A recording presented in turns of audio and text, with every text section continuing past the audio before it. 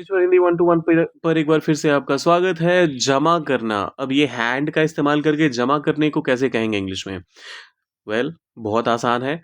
इसके लिए इस्तेमाल होता है टू हैंड इन।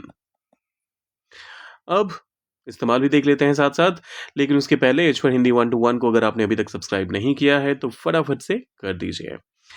छात्रों ने अपनी कापियाँ समय पर जमा की। द स्टूडेंट्स,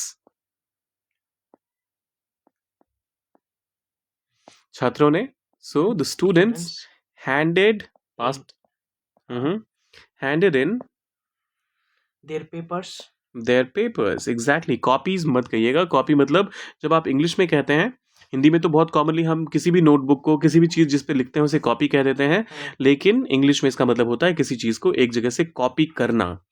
सो या फिर जो फोटो कॉपीज होती है उसके केस में भी फोटो कॉपी या फिर कॉपीज कहते हैं। Students handed in their papers समय पर, on time। The students handed in their papers on time। उसने इस्तीफा बॉस को सौंप दिया।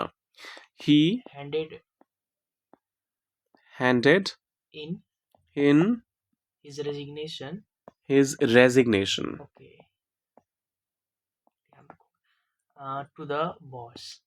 to the boss। एक बार फिर से पढ़ते हैं।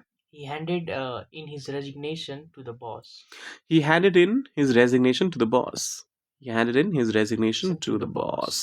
कृपया रिपोर्ट दोपहर तक जमा करें। प्लीज, कृपया से सेंटेंस शुरू हो रहा है तो हम भी प्लीज से शुरू कर देते हैं। प्लीज हैंड इन, जमा करें। Please hand in report, the report, दी नहीं द। अगर पहला साउंड वावल का होगा तो उस केस में आप दी कहते हैं। जैसे दी आर्टिकल, दी एलिफेंट। लेकिन जब आप शुरुआत में पहला जो साउंड है वो कॉन्सोनेंट हो तो उस केस में आप द पढ़ते हैं। So please hand in the report दोपहर तक, तो इसके लिए क्या कहेंगे? ऑन आफ्टरनून, या ऑन। ओके। बाय, जो भी आपको लास्ट टाइम मिलता है। मान लीजिए बाय दोपहर कहा जा रहा है तो आफ्टरनून नहीं, नून हो गया। देखिए, आपने ये बहुत सुना होगा लोगों को बोलते हुए EOD, please submit the report by the end of the day. By मतलब जो आखिरी समय है, इस टाइम तक हो ही जाना चाहिए।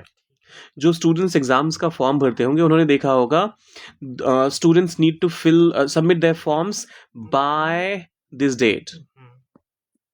मतलब ये आखिरी दिन है, इसके बाद आपके पास फॉर्म भरने की या जमा करने की गुंजाइश नहीं रहेगी। तो इसी वजह से दोपहर तक जमा कर दें, मतलब इसके बाद आपके पास ये ऑप्शन नहीं रहेगा। जो भी आपको ऐसा लास्ट टाइम मिले या फिर डेट मिले उसके पहले आप बाय का इस्तेमाल। Please hand in the report by noon, ये आखिरी वाला। अब आपको ट्रांसलेट करना है। उसने असाइनमेंट देर से दिया। असाइनमेंट तो इंग्लिश वर्ड ही है, इसमें कोई कंफ्यूजन होना ही नहीं चाहिए। फटाफट से कीजिए ट्रांसलेट, डाले कमेंट सेक्शन में और जाने से पहले सब्सक्राइब, लाइक और शेयर करके जाइएगा। मिलते हैं जल्दी।